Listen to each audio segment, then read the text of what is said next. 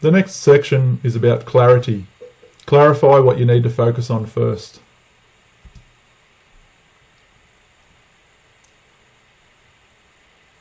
In order to focus and make the best use of your time, you need to get back in control. To do that, you need to start making decisions, and you need to believe you have control over what happens to you, and that's called having an internal locus of control. You won't have control over everything, of course, which brings me to my next point. The circle of influence are those things that you have control over or you have some influence over, and your circle of concern are those things that you may be concerned about, but you don't necessarily have control or influence over. So you need to control what you can, and you need to discard what you cannot control. And the circle of influence and circle of concern come out of Stephen Covey's book, The 7 Habits of Highly Effective People.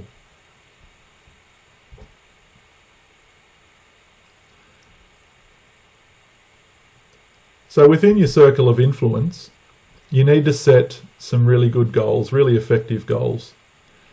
So to do that, there was a formula that's widely used called the SMART formula. I came across one by Dr. Mike Clayton, which is more fitting for what I need, and I believe it addresses some of the elements that are missing in the old SMART formula. So we're going to run through the smartest formula for setting your goals. The S is for specific. So you should set goals that are a specific target, so that you know when you get there, and also so you can measure along the way. You can measure your progress. The M is for meaningful. You should set goals that are meaningful to you in some way. They should be action-oriented, so they're goals that you shouldn't leave up to chance. So as I mentioned earlier, they should be something that you've got some influence over. So action-oriented means you should know there is a step, or the next steps that you need to take towards your goal. They should be responsible. In other words, they should fit within your moral and ethical guidelines. If it's something that conflicts with what you truly believe, then you're not going to achieve that as easily. Should set your goals towards a target rather than away from another one. So if I use the example of someone trying to lose weight, if you set a goal away from, it would be, I don't want to be fat anymore. But if you set a goal towards, it would be, I want to be skinny, I want to be fit, lean, or my ideal weight is, and then you can be specific that way too. It should be exciting. A goal should be something that makes you want to get up in the morning and makes you want to go and work on it. It also needs to be supported. Supported by, obviously you should have access to the resources that can help you achieve that goal. But it also needs to be supported by your family and those people that are closest to you. And it should be time bound. So you need to set a deadline for your goal. If you haven't achieved your goals by your deadline, sit down and evaluate it anyway. That's what the deadlines are for. And then, reschedule a date in the future if you believe you're making progress towards that goal, or you know how to make progress. Or it could be time to reevaluate the whole thing.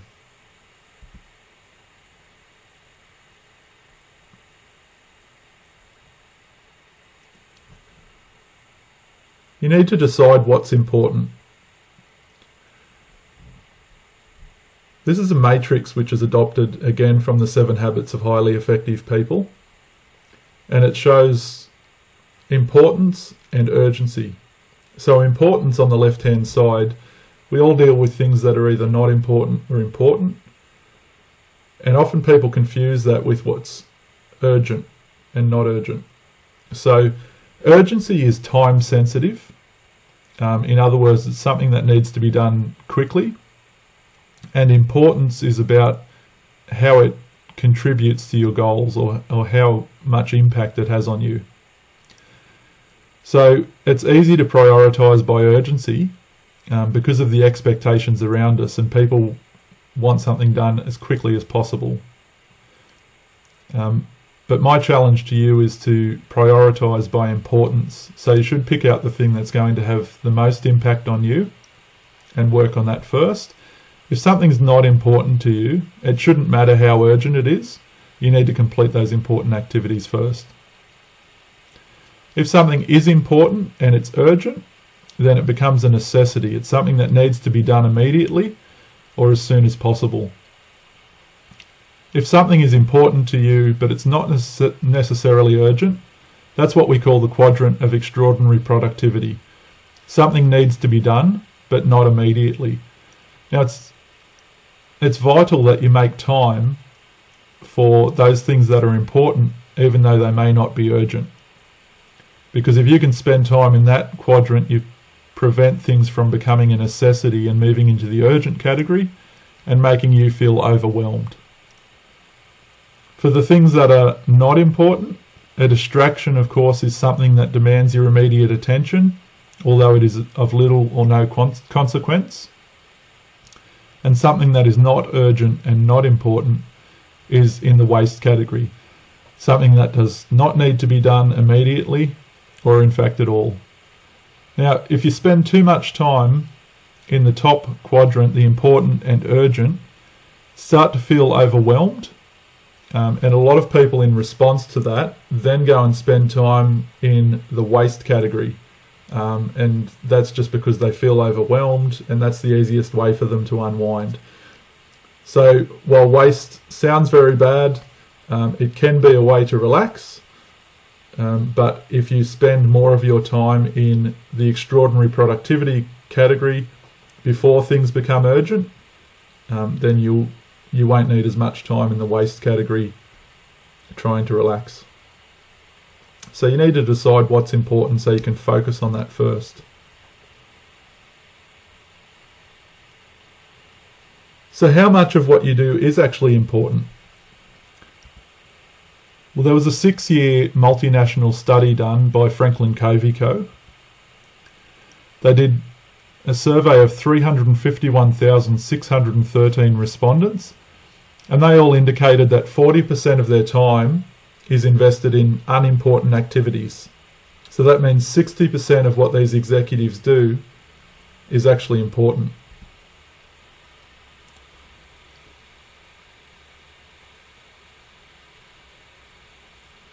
Few things are really important.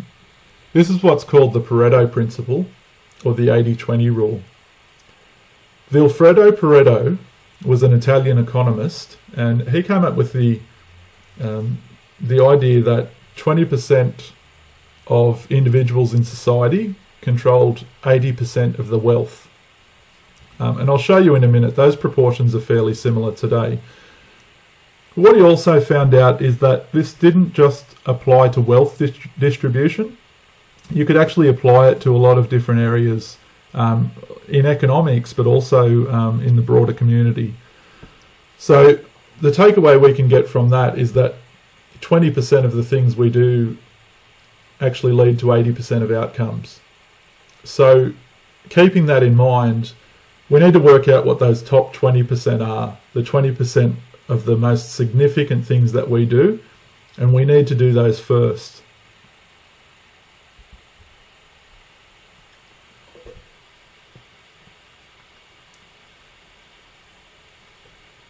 This is how wealth is distributed in 2016. So what we can take from this is the top 45.6% of wealth is controlled by 0.7% of the population. The next 40.6% of wealth is controlled by 7.5% of the population. So the 80-20 rule is not always exact, but you can see that that's roughly the top 8% control more than 80% of the world's wealth. So it's an example of the 80-20 rule in practice. As I said, the proportions aren't always spot on. The point is to see that some things have a bigger impact than others. So some people have more control over the wealth.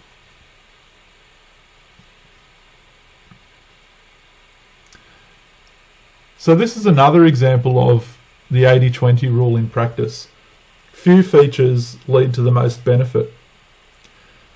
So I had a Sony Walkman many years ago. It's probably showing my age. Sony Walkman came out with all of these extra features, and at one stage you could record on the Sony Walkman. It had a built-in radio, it had program buttons, it had all of these additional features. You could fast forward, you could rewind, you could pause, you could do things at half speed or full speed. And then came out the iPod Shuffle. It didn't have a screen on it. You couldn't actually see what song you were playing. It didn't have a built-in radio. It did not have something where you could select half speed or full speed. You couldn't record on it. But what they did is they took the few features that were really important to people. They were battery life, the fact that you could store a lot of songs, and the fact that something was portable. And they took that and they turned it into the iPod, and it became very successful. Obviously all of those, other 80% of features didn't matter as much to people. The fact that you could pack more buttons onto a device wasn't as important as making it portable and making those very few features stand out.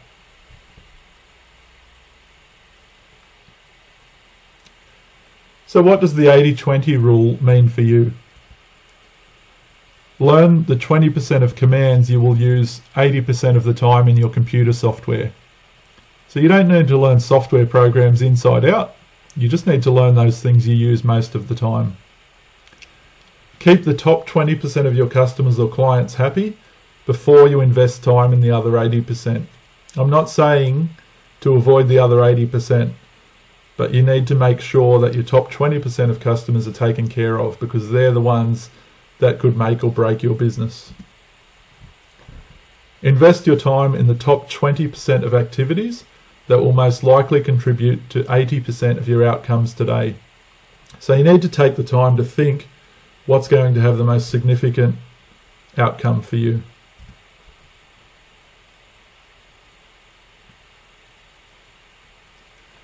So I'm just going to mention a little bit about task management here. So we're going to get really specific about task management.